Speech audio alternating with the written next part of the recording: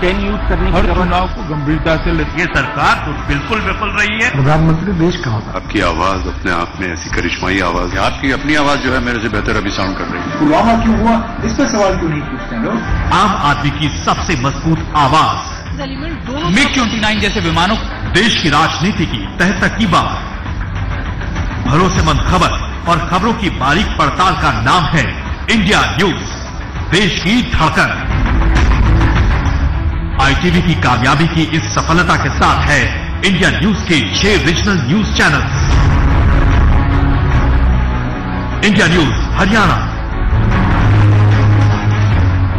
India news Uttar Pradesh Uttarakhand. क्या उम्मीद है? एक समृद्ध राज्य की श्रेणी में उत्तर प्रदेश को खड़ा करना है। India news Madhya Pradesh, Chhattisgarh. गोत्र पर बात होने लगी है, ये राहुल का मैंने कहा। India news Rajasthan, India news का दमदार चैनल पंजाब। पॉलिटिक्स में परसेप्शन बहुत महत्व रखता है, परसेप्शन पर ही चलता है। और इंडिया न्यूज गुजरात, अफवाहों के शोर में सच्ची खबरों के एक्स फैक्टर हैं हम। Indian army conduct news X, impact of news X Kannada, news X O और news X student. Indira Gandhi airport पर देश का पहला और एकमात्र अत्याधुनिक तकनीक 4K TV channel news X O और news X student. Indira Gandhi airport पर देश का पहला और एकमात्र अत्याधुनिक तकनीक 4K TV channel dial ITV। हर झूठ बेनकाब करने का हम में है दम, द संडे गार्डियन। सच हो जानना तो पढ़िए आज समाज। हरियाणा भाषा का number 1 entertainment channel ND Haryana. Punjabi music का धमाकेदार चैनल P-Tunes और Punjabi entertainment channel P-Tunes plus. खबरों की दुनिया से हमने बढ़ाए हैं अपने मजबूत कदम खेल जगत की ओर, और ITV ग्रुप प्रो स्पोर्टिफाई ने बनाई है दुनिया की सबसे बड़ी Olympic league, pro wrestling league. अब की बार लिख कर दो सरकार 2019 के लिए इंडिया का सबसे बड़ा वोटर अवेयरनेस कैंपेन सिर्फ ITV नेटवर्क पर। जिंदगी के हर सरोकार पर हम हैं।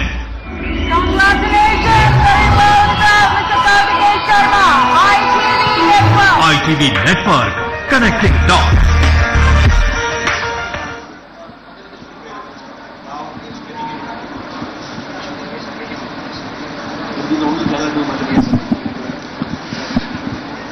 नमस्कार, मैं हूं दीपक चौरसिया और इस मंच पर आज हमारे साथ जो शख्सियत बैठी हुई है वो किसी परिचय की मोहताज नहीं है। ना तो प्रदेश की राजनीति में, ना देश की राजनीति में और ना ही अंतर्राष्ट्रीय राजनीति में। रिकॉर्ड 9 बार सांसद रहे हैं और मध्य प्रदेश में 2018 में 15 साल के बाद कांग्रेस की जो जीत हुई है उसके वो महानायक रहे हैं। मुख्यमंत्री कमलनाथ हमारे साथ हैं, हम उनका बहुत बहुत स्वागत करते हैं। और मैं शुरुआत की ये जिम्मेदारी हमारे फाउंडर और MD कार्तिकेय शर्मा को देता हूं कि वो हमारे ग्रुप के एक इनिशिएटिव के बारे में बताएं। मैं ITV नेटवर्क की तरफ से माननीय मुख्यमंत्री जी का स्वागत करता हूं और हम अपनी शुरुआत ITV के इंडिया न्यूज कार्यक्रम मंच से करना चाहते हैं। इस बार हमारी टैगलाइन है, अब की बार लिख के दो सरकार। अब की बार लिख कर दो सरकार, लिख कर दो सरकार। तो क्योंकि आपने घोषणा पत्र नहीं लॉन्च किया था, वचन पत्र लॉन्च किया था अपने चुनाव में, और हमारे चैनल की मुहिम है कि राजनेताओं को अपनी कमिटमेंट्स लिख कर देनी चाहिए ताकि वो उनको पूरा करें और अपने वादों को पूरा करें। आपने भी ऐसी शुरुआत की थी, तो मैं ये कार्यक्रम का शुरुआत इसी पॉइंट से, इस बिंदु से करना चाहता हूं कि ये पहल कैसी रही जो आपने शुरुआत की थी वचन पत्र की, और अब क्योंकि 100 दिन पूरे हो चुके हैं सरकार के, तो क्या आप संतुष्ट हैं और इस तरीके की राजनीतियों के आप इंडोर्स करते हैं? सर, 101 दिन हुए हैं जब से कांग्रेस की सरकार 15 साल बाद मध्य प्रदेश में आई। इस 101 दिन में पिछले 15 दिन तो आचार संहिता थी, तो मेरे पास 75 दिन थे। मैं मध्य प्रदेश कि जनता को इस 75 दिन का हिसाब किताब देने को तैयार हूं, जवाब देने को तैयार हूं। 75 दिनों में जो हमारे वायदे थे, लगभग 80 वायदे जो हमारे वचन थे, हमने पूरे किए। और ऐसा प्रदेश हमें सौंपा गया था, ऐसा प्रदेश हमें 25 दिसंबर 2018 को सौंपा गया था, जो किसानों की आत्महत्या में नंबर 1, बेरोजगारी में नंबर 1, बलात्कार में नंबर 1 और तिजोरी खाली। ये हमारी स्टार्ट थी। और इसमें जहां तक कृषि क्षेत्र की बात है, हमने पहल करी और 22 लाख किसानों का कर्जा 40 दिनों में माफ हुआ। लगभग 50 लाख किसानों का कर्जा माफ होना, हमने कहा 2 लाख तक का कर्जा माफ करेंगे, 2 लाख तक का कर्जा माफ करेंगे। चुनाव की घोषणा हो गई, जब यह चुनाव समाप्त होगा बाकी का करेंगे। यह आवश्यकता है, यह हमारी प्राथमिकता थी, पर यह उपाय नहीं है, यह तो एक मल्लम है। कृषि क्षेत्र मध्य प्रदेश की अर्थव्यवस्था का एक बहुत बड़ा अंग है। 70% लोग का जीवन आधारित है कृषि क्षेत्र पर। जिसकी किराने की दुकान गांव में है, उसकी किराने की दुकान का व्यापार चलता है अगर किसानों के पास क्रय शक्ति हो, खरीदने की ताकत हो। हमारा जो ट्रैक्टर चलाता है, जो मरम्मत करता है, जो ट्रैक्टर की मरम्मत करता है या पंप की मरम्मत करता है, उसका जीवन है आधारित है कृषि क्षेत्र पर, जब किसान के हाथ में खरीदने की ताकत हो। तो ये तो एक पहली पहल है, हमें अपने कृषि क्षेत्र को एक नए नजरिए से देखना पड़ेगा। 20 साल पहले कृषि क्षेत्र में, एग्रीकल्चर में जो चुनौती थी वो शॉर्टेजेस की थी, कम उत्पादन की थी। आज हमारी चुनौती is of axes, not of shortage.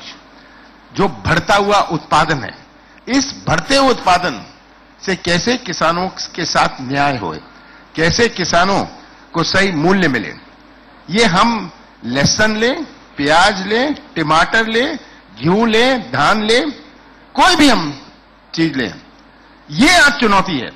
और जब तक हम इसे एक नए नजरिए से नहीं देखेंगे, हमारा कृषि क्षेत्र कमजोर होता जाएगा।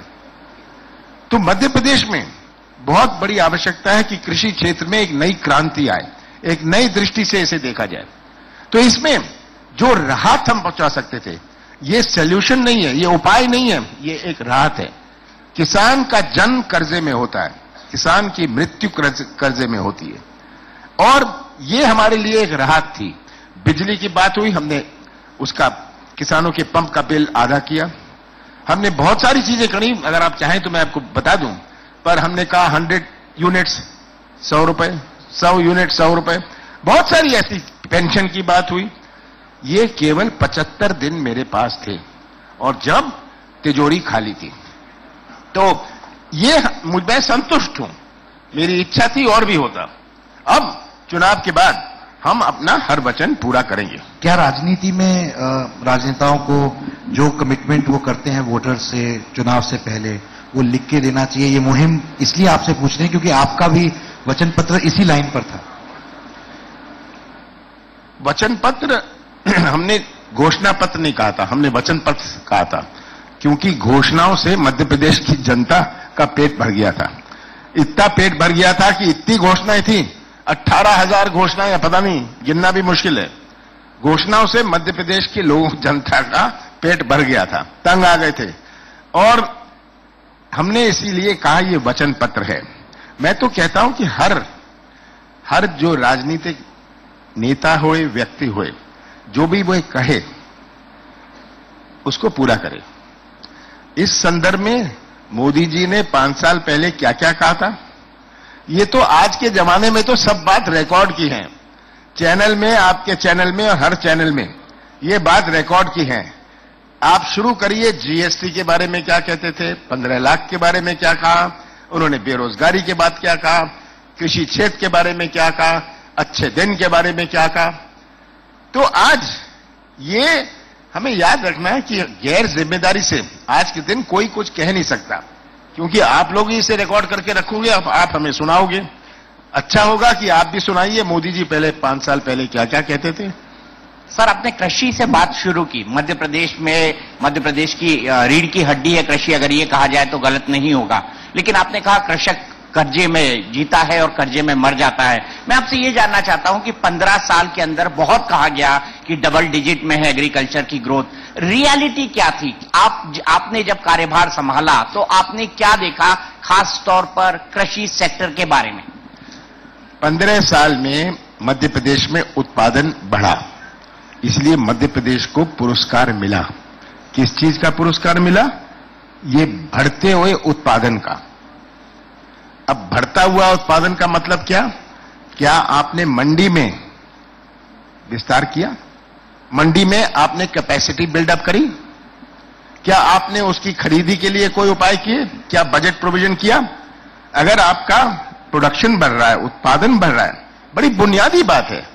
आप गाड़ी तो खरीद लेंगे पर पार्किंग की जगह नहीं है, पार्किंग के लिए गैराज नहीं है। तो ये जो उत्पादन बढ़ा, मध्य प्रदेश को देश में पुरस्कार मिला, सही पुरस्कार मिला कि उत्पादन बढ़ा। क्यों बढ़ा? सिंचाई सुविधा बढ़ी, बीज खाद की क्वालिटी अच्छी हुई, इसलिए उत्पादन बढ़ा। पर ये बढ़ते उत्पादन के साथ आप सब जानते हैं कि उत्पादन बढ़ना था। हम आपको बता सकते हैं कि अभी 6 महीने बाद कौन सा किस चीज का उत्पादन कितना होने वाला है। हमें आज से ही प्रबंध करना पड़ेगा, पर हम उसके बारे में सोचे ना। मंडी में 3-3 दिनों की लाइन आपने दिखाया था अपने चैनल में, सब चैनल ने दिखाया था। मंडी में 3-3 दिन बाहर खड़े हैं, मंडी में लोग भूखे मर रहे हैं क्योंकि मंडी की कैपेसिटी नहीं थी, और अगर कैपेसिटी भी थी खरीदी नहीं थी क्योंकि इसका कोई बजट प्रोविजन नहीं था। इसीलिए तो ये समस्या हुई, इसीलिए तो किसानों ने आत्महत्या करी, उनको मूल्य नहीं मिल रहा। आज जो समर्थन मूल्य है कितने प्रतिशत किसानों को मिला, ये मेरा प्रश्न है। तो समर्थन मूल्य की बात नहीं है, समर्थन मूल्य कितने किसानों तक पहुंचा। आपका जो विजन है वो बहुत ब्रॉड है, चाहे देश की राजनीति हो, आपने कई महत्वपूर्ण मंत्रालय संभाले हैं, आप इकोनॉमी की नब्ज को समझते हैं। मैं ये जानना चाहता हूं कि क्या वो 2-3 उपाय होंगे जो आप इस सेक्टर को सॉर्ट आउट करने के लिए करेंगे ताकि कृषक को उसकी कीमत मिल सके और वो एक खुशहाल जिंदगी जी सके, जो आपका अल्टीमेट लक्ष्य है? हमारे कृषि क्षेत्र में चुनौती आज है कि हम इसको किसानों को सही मूल्य कैसे करें। फूड प्रोसेसिंग इंडस्ट्री को हम कैसे इंकरेज करें। और आज जो दूसरी बड़ी चुनौती है जिस पर मैं अभी आऊंगा कि नौजवानों की भविष्य की बेरोजगारी की, रोजगार की। किसान और नौजवान हमारी सबसे 2 बड़ी चुनौतियां हैं। पर कृषि क्षेत्र में हमें फूड प्रोसेसिंग का, अगर मंडी है, क्या वेयर हाउसिंग का प्रश्न का हमारे पास कैपेसिटी है? आज सुबह ही मैं मीटिंग ले रहा था, हमारा गेहूं का उत्पादन लगभग 30% इस दफे बढ़ रहा है। अभी इसकी प्रोक्योरमेंट शुरू हुई है और 30% बढ़ेगा। 75 दिन में मैं वेयर हाउस तो नहीं बनवा सकता, पर यह चैलेंज था, हम कैसे इसकी स्टोरेज करें। तो इसका उपाय हमने पहले से ढूंढा, महीने भर से हम ढूंढ रहे थे। इसकी ट्रांसपोर्टेशन कैसे होगी, क्या ट्रक मिलेगा, ये सब बातों को पहले से सोचना चाहिए, और ये व्यवस्था नहीं हुई। अब मैं आता हूं बेरोजगारी पर। बेरोजगारी आज के नौजवान की दुनिया कुछ और है, हमारे बुजुर्गों की दुनिया कुछ और थी। आज नौजवानों में की अपनी सोच है, इंटरनेट से जुड़ा हुआ है, पता नहीं कितने चैनल टीवी के देखता है, उसकी एक सोच है, उसमें एक तड़फ है। आज का नौजवान व्यवसाय का मौका या अपने हाथों को काम चाहता है, और ये तभी हो सकता है जब अपने मध्य प्रदेश में निवेश आए और आर्थिक गतिविधि बढ़े, इकोनॉमिक एक्टिविटी। बहुत सारा हमारे मध्य प्रदेश का जो अर्थव्यवस्था का हिस्सा है बाहर रह जाता है, क्योंकि जो इकोनॉमिक एक्टिविटी हमारी है ये मार्केट इकोनॉमी से बाहर है। It is not a part of our market economy. जो किराने की दुकान है, जो छोटे व्यापारी है, they are not a part of the market economy. तो इसमें हम कैसे गति लाएं? हम इसकी चिंता ना करें किस इकोनॉमी के भाग है वो, पर इसमें हम कैसे लाएं? इसमें तभी आ सकती है जब हम वैसी नीतियां बनाएं कि इकोनॉमिक एक्टिविटी बढ़े, निवेश आए मध्य प्रदेश में, और निवेश आएगा जब विश्वास होगा मध्य प्रदेश में। ये कोई समिट कर लेने से विश्वास नहीं बनता। ये तो कुछ आंकड़ों के मुताबिक तो मध्य प्रदेश में जितने उद्योग लगते नहीं है उससे ज्यादा तो बंद हो जाते हैं। हमारा स्मॉल और मीडियम सेक्टर, एंसिलराइजेशन, हमें कौन से एरिया में फोकस करना है, आज ये हमें प्राथमिकता बनानी है। हमारी जो निवेश नीति है, investment policy has to be based on employment, not on investment.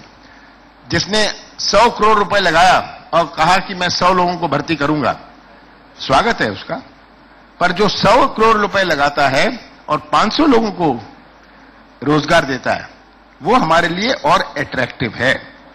तो निवेश नीति एक पूरी वन साइज फिट्स ऑल नहीं हो सकती, सेक्टर वाइज हमें निवेश नीति बनानी पड़ेगी। हमारे आईटी की बात कर लें, आईटी में तो सब बात कर लेंगे, आईटी तो एक फैशन बन गया, पर आईटी में क्या?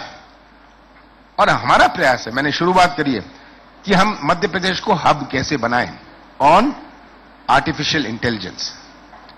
आर्टिफिशियल इंटेलिजेंस का हब कैसे बनाएं, इसमें क्या करना पड़ेगा? क्या सुविधा केवल नहीं, किनको हमें अट्रैक्ट करना पड़ेगा।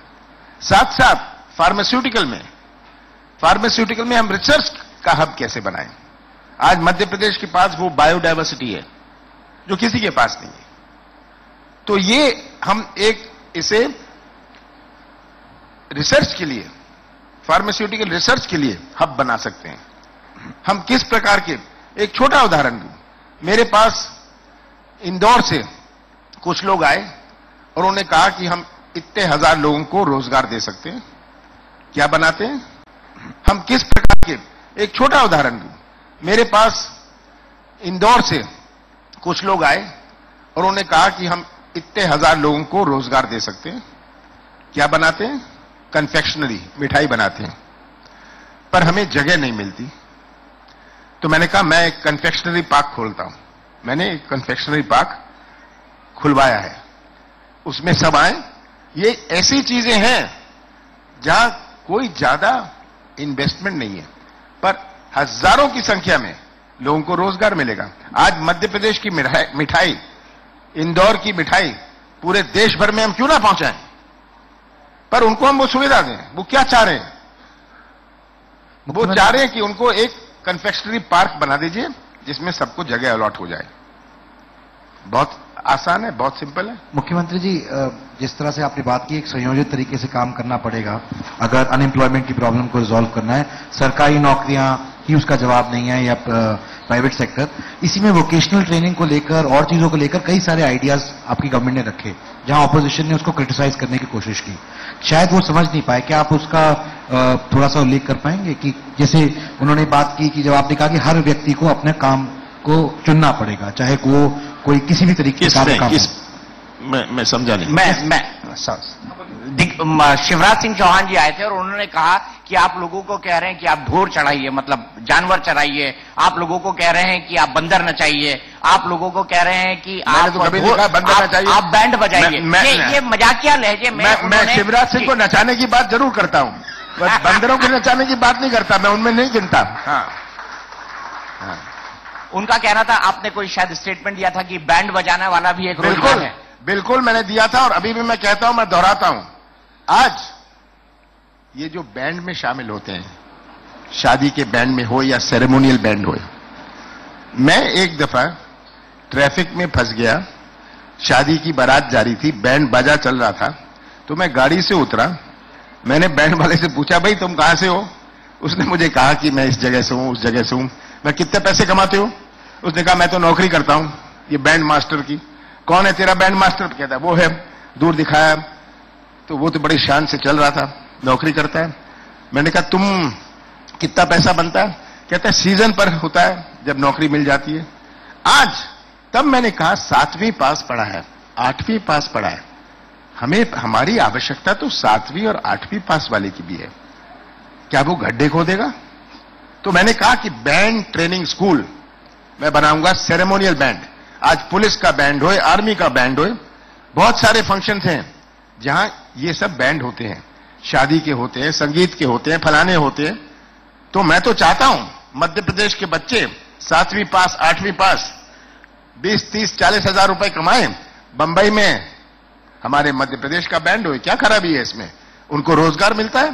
तो अगर शिवराज जी के पेट पे दर्द होता है इससे, वो इसकी आलोचना कर सकते हैं, पर मैं तो रोजगार की दृष्टि से कह रहा हूं। और मैं बताऊं, मैं ये बैंड ट्रेनिंग स्कूल अपने जिले छिंदवाड़ा में लगवाने जा रहा हूं, और ये और पहला ट्रेनिंग स्कूल होगा जो अपने देश में है। बहुत कठिनाई का काम है, हम सिखाने वाले कहां से लाएंगे? और बहुत सारे जो 7वीं पास 8वीं पास है, ये इसमें जुटेंगे। हमारे मध्य प्रदेश के बच्चों को अगर 7वीं पास 8वीं पास उनको मौका मिलता है और मध्य प्रदेश की शान होती है, क्या खराबी है इसमें? तो ये कह देना कि मैं कह रहा हूं बैंड बजवाएंगे, बिल्कुल। जो आज बैंड में लगे हैं सेरेमोनियल, मैंने तो इसमें सेरेमोनियल बैंड भी जोड़ा है। अगली दफा आप कार्यक्रम करेंगे, आप यहाँ बैंड, यहाँ सेरेमोनियल बैंड से शुरुआत करिएगा। हम बिल्कुल करेंगे। मैं ये जानना चाहता हूं सर, आपके स्टेटमेंट से बीजेपी के कुछ नेता बड़े खुश हैं, क्योंकि उनको लगता है कि उनका एक पकौड़ा मूवमेंट हो गया, क्योंकि प्रधानमंत्री जी ने कहा था कि क्या पकौड़ा तलना रोजगार नहीं है? बोले कमलनाथ जी अगर बैंड वालों के लिए हम रोजगार, तो कह रहे, मोदी जी ने कहा था, पकौड़े की बात करी थी जब उन्होंने एक बात कही कि ग्रेजुएट्स हैं, इंजीनियर्स हैं, ये सब हैं, इनको नहीं मिल रहा। कहते हैं इतने सारे लोग, तो पता नहीं क्या कहा था, पर उन्होंने उस संदर्भ में कहा था। मैंने तो कहा है जो 7वीं पास 8वीं पास है। और ये मैं बता दूं, ये मैंने छिंदवाड़ा में ड्राइवर ट्रेनिंग स्कूल शुरू किया, जिसका टेस्ट ट्रैक है, सिम्युलेटर है। आज 7वीं पास 8वीं पास के बच्चे जो जिनके बेरोजगार थे, जो मजदूरी करते थे, आज वो ड्राइवर्स ट्रेनिंग स्कूल में ड्राइवर बन के उनके 15-20 हजार रुपए बन जाते हैं। हजारों की संख्या में ये ड्राइवर बने हैं। तो ये भी कहेंगे आपने ड्राइवर बना दिया। दिल्ली में ड्राइवर नहीं मिलते सर, आपको यहां मांगी कीमत पे नहीं मिलते हैं। जो हालत है आज मध्य प्रदेश की, और जो हालत होने वाली है अगले 3-4 साल में, जिस प्रकार से मध्य प्रदेश का हम नया नक्शा बना रहे हैं, आपको भोपाल में भी ड्राइवर नहीं मिलेगा। हम आपको बेस्ट ऑफ लक देते हैं, उसके लिए हम बेस्ट ऑफ लक देते हैं आपको। सर आगे बढ़ते हुए, कर्ज माफी के भार सहने के लिए क्या मध्य प्रदेश का खजाना सक्षम है? क्योंकि हमको ये मालूम पड़ा है, और आपने सरकार का जब असेसमेंट किया तो ये कहा कि हमको खजाना एक तरह से खाली मिला है, तो क्या कर्ज माफी का भार ये सह सकता है? ये घोषणा करने के पहले मैंने 6 महीने अध्ययन किया कि हम इतने 1000 करोड़ रुपए की बात कर रहे हैं, ये कैसे होगा। जब मैं सेटिस्फाई हुआ, मुझे यकीन हुआ कि हम कर सकते हैं ये कर्जा माफ। इस कर्जा माफ का क्या मतलब कि वो कर्जा नहीं पटाएगा। 2 प्रकार के कर्जे हैं, एक है जो डिफॉल्टर है, एक है जिसका करंट कर्जा है। इसका मतलब उसने अपने इंस्टॉलमेंट्स पटा लिए हैं। तो मैंने जब ये पूरा स्टडी किया, मैंने कहा मैं खाली डिफॉल्टर को क्यों राहत दूं, मैं तो जो करंट अकाउंट है, क्यों? क्योंकि मैं उसके हाथ में, ये एक प्रकार का इन्वेस्टमेंट है। अगर हमने किसी किसान का 1 लाख रुपए कर्जा माफ किया, उसके हाथ में 1 लाख रुपए आ गए, उसके हाथ में 1 लाख रुपए आ गए। और इस 1 लाख रुपए से अगर वो अपनी पत्नी के लिए एक नई साड़ी खरीद लेता है, इसका क्या असर पड़ता है? इससे इकोनॉमिक एक्टिविटी बढ़ती है। तो ये हमें बात सोचनी है कि इसका केवल किसान को राहत पहुंचाने का नहीं है, इसका लार्जर इंपैक्ट, इकोनॉमिक इंपैक्ट क्या होता है। तो कर्जा माफ की बात हुई, हां हमें हिसाब लगाया था 50 लाख किसान में लगभग 55,000 करोड़ रुपए लगेगा। 80% था शेड्यूल्ड बैंक्स का, 20% था कोऑपरेटिव बैंक्स का। मैंने तरकीब निकाली हम कैसे करेंगे, और ये हम कर रहे हैं। 22 लाख किसानों का कर्जा हमने अभी तक माफ कर दिया था 40 दिन में। अगर लोकसभा का चुनाव नहीं आया होता, हम बाकी का भी कर देते। और हम वचनबद्ध हैं, हम सबका करेंगे, सब किसानों का जो हमने कहा 2 लाख रुपए तक का कर्जा माफ करेंगे। केवल डिफॉल्टर्स का नहीं, जिनका करंट भी है, जो चालू खाता है, उनका भी करेंगे। तो ये हमने उपाय निकाला। मैं विस्तार से आपको समझा सकता हूं, पर मैं नहीं सोचता कोई लोग यहां समझना चाहते हैं। आपके पास ही वक्त बहुत कम है, हमें पता है आपका टाइम का शॉर्टेज है। किस नारे के साथ लोकसभा चुनाव के साथ में आप जा रहे हैं, किस नारे और विजन के साथ आप जा रहे हैं? क्या जो बात आपने विधानसभा में रखी थी, क्या वही बिंदु और वही विषय है? देखिए, परसों कांग्रेस ने, राहुल गांधी जी ने एक मैनिफेस्टो रिलीज किया है। हमें एक बात समझनी है कि राजीव गांधी ने देश को 21वीं सदी में लाने की बात करी थी, एक विजन की बात करी थी कि कंप्यूटराइजेशन, आईटी, कोई आईटी था, लोग मजाक उड़ाते थे, आंदोलन होते थे जब हम कंप्यूटर की बात करते थे, कितना मजाक उड़ता था। और राजीव गांधी कहते थे जब भारत प्रवेश करेगा 21वीं सदी में, ऐसा भारत होना चाहिए। उनकी सोच थी कि भारत का नाम पूरे विश्व में आईटी सेक्टर में इतना महान बना। अब 21वीं सदी के दूसरे दशक में हम अगले 2 साल में जाएंगे, 1 साल में जाएंगे। हम कैसा देश 21वीं सदी के दूसरे दशक में ले जाना चाहते हैं, तो उसमें सब ये पॉइंट्स सम्मिलित हैं। ये एक सोच की बात है, ये एक सोच की बात है। अगर हमने कहा कि 5 करोड़ लोगों को 72,000 रुपए साल का मिलेगा, इसका मतलब क्या है? इसका मतलब है कि उनके हाथ में उनकी परचेजिंग पावर बढ़ेगी, परचेजिंग पावर बढ़ेगी, इससे इकोनॉमिक एक्टिविटी बढ़ेगी। अगर वो अपने बच्चों के लिए कपड़े खरीदता है, अच्छे कपड़े खरीद लेगा, जाके एक सेट और कपड़ा खरीद लेगा, वो गारमेंट सेक्टर को इससे फायदा होगा। गारमेंट सेक्टर को होगा तो पैकिंग सेक्टर को होगा, तो ट्रांसपोर्टेशन सेक्टर को होगा। तो हम अपने इकोनॉमी को कैसे किक स्टार्ट करें, जंप स्टार्ट करें, ये सोच है। हमने उसमें बहुत सारी चीजें, कृषि क्षेत्र की बात है, हम किसान बजट लाएंगे, हमारे किसानों के लिए हॉर्टिकल्चर हुए, हमारा और जो कैश क्रॉप्स हुए, उसके बारे में भी एक हम अलग बजट लाना चाहते हैं कि कितना पैसा हम अपने कृषि क्षेत्र में लगा रहे हैं।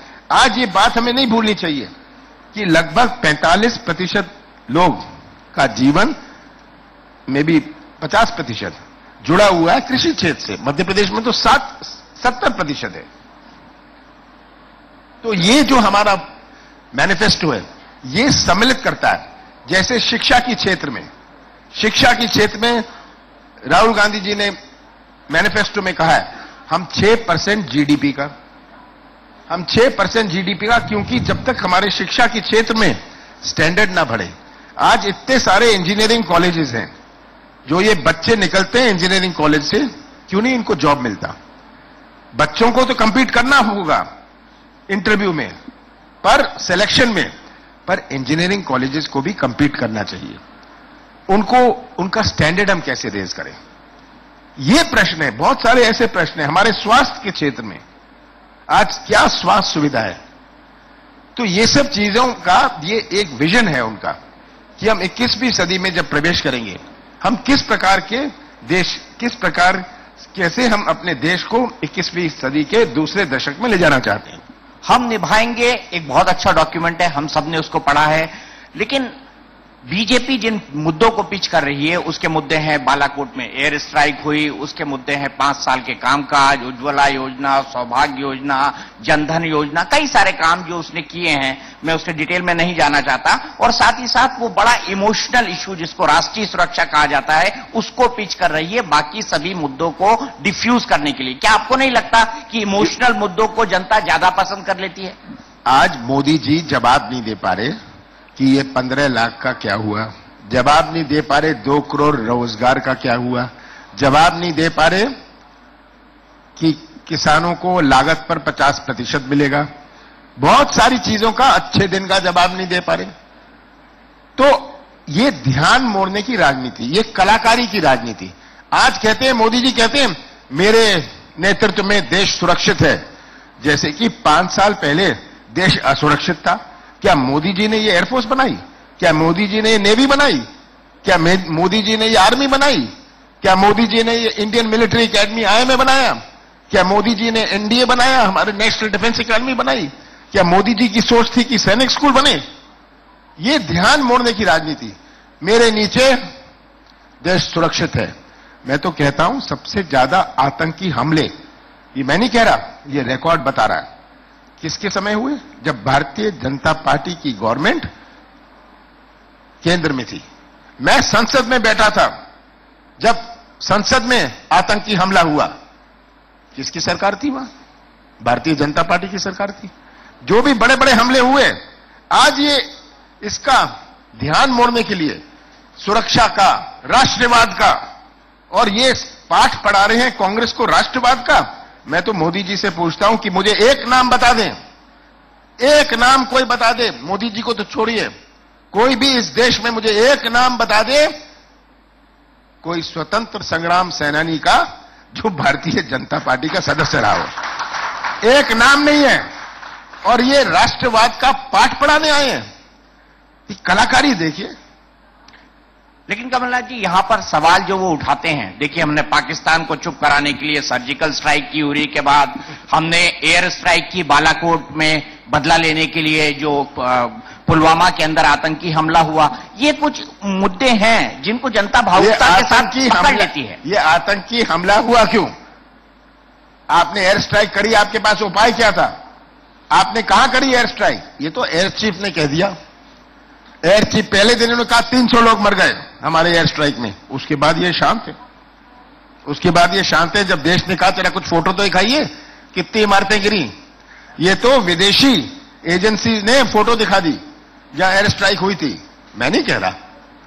और हमने तो यही कहा कि जो एयर स्ट्राइक आपने कहा 300 लोग मर गए, इतनी सारी इमारतें गिर गई, एयर चीफ से जब पूछा गया उसने कहा मैं नहीं जानता कितने लोग मरे या कितनी इमारतें गिरी, हमें तो टारगेट बताया गया था, हमने टारगेट में अपने बम छोड़ दिए। और उसने तो सच बात कह दी। तो ये सब जो गुमराह करने की बात है, ये आज अपने देश के साधारण लोगों को गुमराह करने का प्रयास है कि हमने इतनी एयर स्ट्राइक करी, हमने ये कर लिया, वो कर लिया, ये सब बातें। पर कमलनाथ जी, एक सप्लीमेंट्री इस पर बनता है। आपने जो बात कही है उसके बाद वो ये कह देंगे कि कमलनाथ जी ने एयर स्ट्राइक पर सवाल उठाया कि हमने इतनी एयर स्ट्राइक करी, हमने ये कर लिया, वो कर लिया, ये सब बातें। पर कमलनाथ जी, एक सप्लीमेंट्री इस पर बनता है। आपने जो बात कही है उसके बाद वो ये कह देंगे कि कमलनाथ जी ने एयर स्ट्राइक पर सवाल उठाए, इसलिए कमलनाथ जी भी राष्ट्रीय सुरक्षा के प्रति संवेदनशील नहीं है। देखिए, मैं वही शब्द बोल रहा हूं जो आपके लिए निकल सकते हैं मैं तो भारतीय जनता पार्टी के प्रवक्ता से। मैं तो कह रहा हूं ये जरूर कहेंगे, ये स्वागत है। मैं तो ये कह रहा हूं, मैंने क्वेश्चन क्या उठाया, मैंने कहा देश के सामने बता दीजिए कि कितने लोगों की मृत्यु हुई आपके एयर स्ट्राइक में, कितनी इमारतें। तो मैं प्रश्न नहीं उठा रहा, मैं तो कह रहा हूं ये देश की मांग है। आपने इतनी सफल एयर स्ट्राइक करी, आपने इतनी सफल एयर स्ट्राइक करी, तो देश को बता दीजिए। पहले दिन तो आपने कहा था 300 लोग मरे, उसके बाद शांत हैं। क्यों शांत हैं? क्योंकि इन्होंने सोचा, इनको ये नहीं पता था कि जो अंतर्राष्ट्रीय इंटरनेशनल एजेंसीज हैं वो वहां की फोटो निकाल के इंटरनेट पर डाल देंगी। और 2 दिन पहले ही मैं इंटरव्यू कर रहा था रॉयटर से, उन्होंने कहा कि देखिए हमें तो बहुत हम मुसीबत में पड़े क्योंकि हमने फोटो छाप दी। मैं तो ये रिकॉर्ड में कह रहा हूं। तो इसमें वो कहेंगे कमलनाथ प्रश्न उठा रहे, मैं कोई प्रश्न नहीं उठा रहा कि एयर स्ट्राइक करी, अच्छा किया, अगर ये सफल थी आप ये बता दीजिए देश को। पर अब ये बात जो सब पूरे देश को सूचित कर दीजिए क्या इस एयर स्ट्राइक का परिणाम था। मुख्यमंत्री जी, जो ये राहुल गांधी जी ने घोषणा की थी कि 6,000 से 12,000 तक न्याय स्कीम के तहत 72,000 रुपए दिए जाएंगे जो कि गरीब वर्ग के लोग हैं, जो गरीब वर्ग के परिवार हैं उनको, उसके बारे में आपका क्या कहना है? 5 करोड़ परिवारों के लिए ये उन्होंने योजना बनाई है। इसका मतलब 25 करोड़ लोग इससे प्रभावित होंगे। विश्व में ऐसी कोई योजना बनी नहीं, ऐसी कोई स्कीम बनी नहीं। तो ये एक ऐसी है जो मैंने अभी कही थी बात कि इससे हमारे इकोनॉमी को जंप स्टार्ट मिलेगा, किक स्टार्ट मिलेगा। ये इसका है कि सबसे गरीब परिवार अगर उठ जाएंगे गरीबी से, इसका फायदा होगा। इसमें जो सबसे बड़ा सवाल आता है सर, जितनी भारतीय जनता पार्टी की प्रेस कॉन्फ्रेंस आजकल दीनदयाल उपाध्याय मार्ग पे होती हैं, उसमें सबसे पहले कहा जाता है कि आप मध्य प्रदेश का एग्जाम्पल देखिए। वहां पे कहा गया कि किसानों की कर्ज माफी हुई, फिर एक आदमी खड़ा होकर बोलता है नहीं हुई। तो इसका मतलब राहुल गांधी इस स्कीम को भी इंप्लीमेंट नहीं कर सकते, ये उनका ट्रैक रिकॉर्ड कहता है। तो ये उनका सबसे बड़ा एलिगेशन है नेशनल लेवल पर आजकल। आप क्या कहेंगे इसके बारे में? ये ले जाएंगे किसी कैमरामैन को। मैंने तो कहा 22 लाख किसानों का कर्जा माफ हुआ। मैंने तो नहीं कहा सबका हुआ। मैंने ये कहा कि लोकसभा चुनाव आ गया, आचार संहिता लग गई, तो उसके पास जाएंगे जिसका कर्जा माफ नहीं हुआ। उसके आपका कर्जा माफ हुआ? वो कहेंगे नहीं। वो तो मैं भी कह रहा हूं नहीं माफ हुआ। तो वे कहेंगे देखिए ये झूठ है। मेरे गवाह तो 22 लाख किसान हैं। मैं गुमराह कर सकता हूं 10,000, 20,000, 50,000, पर क्या मैं 22 लाख किसानों का कर्जा अगर माफ हुआ है किसी को गुमराह कर सकता हूं? और मैं आपको इसकी पेन ड्राइव देने को तैयार हूं। आप इसकी पेन ड्राइव ले लीजिए जिसमें किसान का नाम, गांव का नाम, कितना कर्जा माफ हुआ और उसका फोन नंबर आप पूछ लीजिए। वो कहेगा मेरा कर्जा माफ हुआ या नहीं। मेरे पास तो इसकी पेन ड्राइव है। और ये बात सही है कि लगभग 28 लाख किसानों का कर्जा नहीं माफ हुआ अभी तक नहीं माफ हुआ, क्योंकि लोकसभा चुनाव आ गया, आचार संहिता आ गई। तो आप 28 लाख लोगों से पूछेंगे प्रश्न क्या है कि आपका 28 लाख लोगों का कर्जा माफ हुआ? कहेंगे नहीं हुआ। बात तो सच है, पर कितनों का हुआ गांव में वो बता देगा कितनों का हुआ। और उसको ये विश्वास है अगर दूसरों का हुआ मेरा भी होगा। 2-3 पॉलिटिकल इश्यूज जो मध्य प्रदेश की राजनीति में और नेशनल लेवल पर भी कभी कभी सुनाई देते हैं। पहला यह कि आपने आरएसएस मुख्यालय की सुरक्षा हटाई, और आरएसएस का नाम आता है तो बहुत जल्दी रेड फ्लैग खड़ा हो जाता है भारतीय राजनीति के अंदर। मैं आपसे ये जानना चाहता हूं कि आपने आरएसएस मुख्यालय की सुरक्षा हटाई और तुरंत उसको वापस ले ली दिग्विजय सिंह जी के बाद, ऐसा क्या हुआ? मैंने किसी के कहने पर नहीं हटाई और किसी के कहने पर वापस नहीं लगवाई। मुझे तो पता भी नहीं था। ये तो जो सिक्योरिटी कमेटी होती है, पुलिस की सिक्योरिटी कमेटी होती है, उन्होंने तय किया और उन्होंने हटाई। जब मुझे पता चला, मैं बता दूं आरएसएस की कला भी बहुत है इसमें, कि अगर मैंने कहा फौरन वापस रिस्टोर करो, कि ये अपने आई हमला करवा देंगे और कहेंगे हमारी सिक्योरिटी हटा दी थी इसलिए ये हुआ। तो मैंने कहा रिस्टोर करो, डबल कर दो इनकी, कि इनको बहाना ना मिले ये कलाकारी करने का। तो ना तो मैंने हटाई, ना तो मैंने ये जरूर कहा जब मुझे सूचना मिली कि ये हटाने का क्या मतलब था, तो उन्होंने कहा कि हमारी सिक्योरिटी कमेटी है जिन्होंने तय किया था और आरएसएस के ऑफिस में उनको सिक्योरिटी की जरूरत है, तो चलिए आप हमें चिट्ठी दे दीजिए, हमें सिक्योरिटी की जरूरत है। आज तक चिट्ठी नहीं दी, पर फिर भी मैंने सिक्योरिटी रिस्टोर कर दी है वहां। दूसरा मुद्दा मीसाबंदियों की पेंशन को लेकर था। आपने उस पेंशन को वापस लिया, फिर शुरू कर दिया। क्या आपको लगा था कि उसमें कुछ गड़बड़ियां हैं, लूप होल से जिसको ठीक करने की जरूरत है? देखिए ये बात साफ सुथरी है। कौन है ये मीसाबंदी के पेंशनर, कितने जीवित हैं, कितने फर्जी नाम हैं? मीसाबंदी के नाम पर आप किसी और का पैसा, शासकीय खजाने से पैसा ले रहे हैं। तो मैंने कहा था इसको बंद कर दे। ये बहुत हो गया कि इस बात का पेंशन हम कहें कि पिछले 15 साल में जिन्होंने जुल्म किए कांग्रेस कार्यकर्ताओं पर, उनको मैं पेंशन दूंगा। मैं भी कह सकता हूं उसी आधार पर कितने जुल्म किए इन्होंने, कितने कांग्रेसी वालों को जेल भेजा, फर्जी केस लगाए, मैं जानता हूं। मैं कहूं कि मैं उन्हें पेंशन दूंगा। अब 75 की बात है, 40 साल के बाद की बात है, आप इनको पेंशन देते जा रहे हैं। क्या ये प्रदेश के राशि का ये उपयोग करें और सही लोग भी नहीं गलत लोग करें? क्या ये बात सही है? ये मेरी बात थी। मुख्यमंत्री जी, जो छिंदवाड़ा मॉडल है एक डेवलपमेंट का, सक्सेस का, क्या वो पूरे स्टेट लेवल पे इंप्लीमेंट हो पाएगा और क्या आप अपने इलेक्टेड रिप्रेजेंटेटिव्स, एमएलएस को भी वही करने की प्रेरणा दे पाएंगे और वो कर पाएंगे क्या? देखिए, छिंदवाड़ा में करीब 10-12 साल पहले हमने स्किल सेंटर बनाए। मोदी जी तो 5 साल से कह रहे थे skill India, digital India, stand up India, made in India, ये सब नारे तो सबको याद है ना। ये आज नारों की बात नहीं करते। Digital India, stand up India, ये स्किल इंडिया, ये मेरी सोच थी। आज सबसे ज्यादा स्किल सेंटर पूरे देश में नहीं, पूरे प्रदेश में नहीं, पूरे विश्व में अगर किसी जिले में है, छिंदवाड़ा में है। और ये किस लिए है? क्योंकि मैंने सोचा था कि ये बच्चे जो हैं आईटी का लीजिए, जिसने आईटी कर लिया छिंदवाड़ा से, सागर यूनिवर्सिटी से या जबलपुर यूनिवर्सिटी से एफिलिएटेड है, मैंने विप्रो या टीसीएस या एचसीएल से बात करी कि इनको रोजगार दो, वो इंटरव्यू के लिए गए, सब फेल होके आ गए। तब उन्होंने मुझे बताया क्यों फेल हुए, क्योंकि वो आखिरी मील जो है नहीं भाग सकते। तो मैंने कहा इनके लिए मैं फिनिशिंग स्कूल बनाऊंगा। आज जेसीबी मशीन के लिए आप जेसीबी मशीन खरीद सकते हैं, पर जेसीबी का ऑपरेटर कहां से लाएंगे? तो मैंने जेसीबी से कहा कि आप ट्रेनिंग सेंटर लगाइए। आज हमारी टोयोटा हुए, टोयोटा में जो सर्विस सेंटर्स हैं वहां के मैकेनिक्स कहां से आएंगे? मैंने टोयोटा को कहा कि आप ये लगाइए, क्योंकि मेरी अपनी एक दिलचस्पी थी, मेरे लिए ये एक मिशन था कि हमारे छिंदवाड़ा के बच्चे, ड्राइविंग स्कूल की बात कह दी, अन्य चीजें हैं कि ये तो देखिए जो है तो है, जो नहीं है तो नहीं है।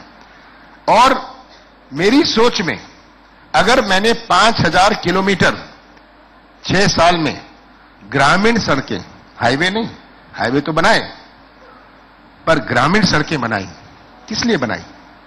आवागमन की तो बात हो गई, पर जो उसमें निवेश लगा, गिट्टी अपनी, मिट्टी अपनी, मजदूरी अपनी, केवल डामर तो बाहर से आता है, तो वहां का इकोनॉमिक अपलिफ्टमेंट हुआ, आवागमन से नहीं, जो इन्वेस्टमेंट आया। तो ये सब हाईवे बने, सबसे फास्ट हाईवे पूरे देश के इतिहास में अगर बने हैं तो छिंदवाड़ा से उत्तर से दक्षिण और पूरब से पश्चिम हाईवे बने। ये क्योंकि मैं इसको खुद मॉनिटर करता था, पर आवागमन की बात नहीं है कि इसमें जो 2500 करोड़ रुपए का इन्वेस्टमेंट हुआ, इस इन्वेस्टमेंट से अपने यहां की आर्थिक गतिविधि बनी। किसी ने मजदूरी कर ली, कोई कॉन्ट्रैक्टर सब कॉन्ट्रैक्टर हो लिया, किसी ने मिट्टी का काम कर लिया, किसी ने गिट्टी का काम कर लिया। इस प्रकार एक इकोनॉमिक एक्टिविटी बनी।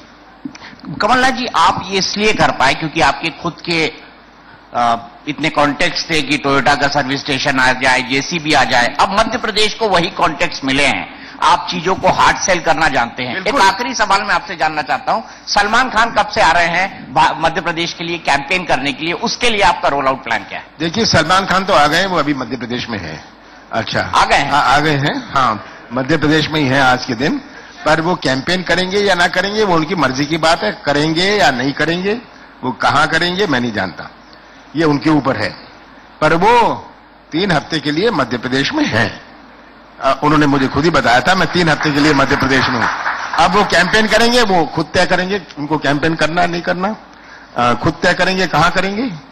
उन्होंने पिछली दफा छिंदवाड़ा में तो कैंपेन किया था, उनकी मर्जी थी। मैं पॉलिटिकल कैंपेन की नहीं बात कर रहा हूं, मैं स्टेट के ब्रांड एम्बेसडर के। बिल्कुल, उन्होंने मुझे ये बात कही कि मैं मध्य प्रदेश को के टूरिज्म को प्रमोट करूंगा, मैं मध्य प्रदेश के संस्कृति को प्रमोट करूंगा। और टूरिज्म सेक्टर, मैं किसी की आलोचना नहीं करना चाहता, पर आप राजस्थान लीजिए, इन्होंने 10-12 महल पैलेसेस को, कितने बड़े बड़े होटल, कितने बड़े बड़े रिजॉर्ट बना दिए, और ये टूरिज्म का इंटरनेशनल हब बन गया। हमारे पास क्या कमी है? हमारे पास कोई कमी नहीं है। हमें टूरिज्म के लिए मैं पॉलिसी बना रहा हूं कि हम टूरिज्म को मध्य प्रदेश को भी हब बनाएं। इसमें मैंने ये भी कहा, पॉलिसी बना रहे हैं, अभी चुनाव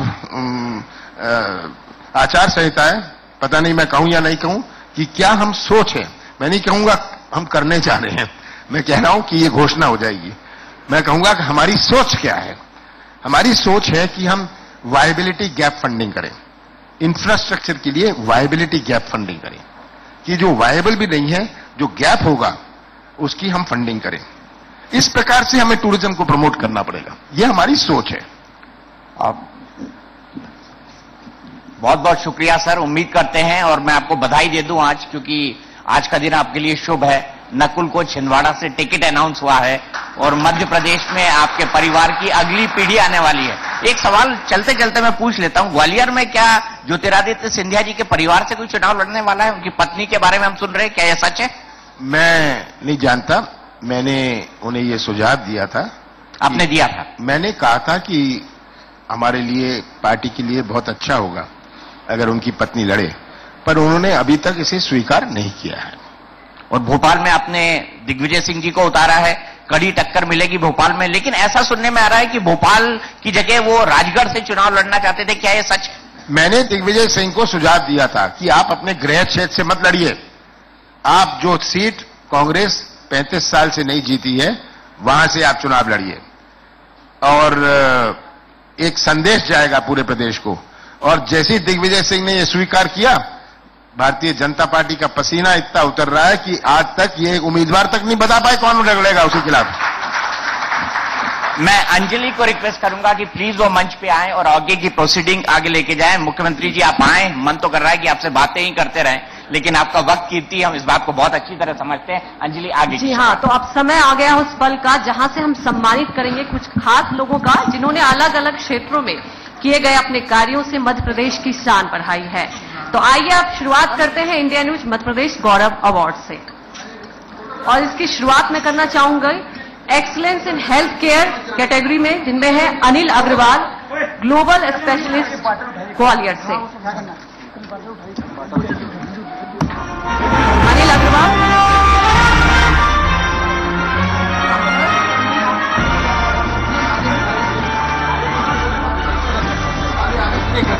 डॉक्टर कमल शर्मा क्योर इंदौर से।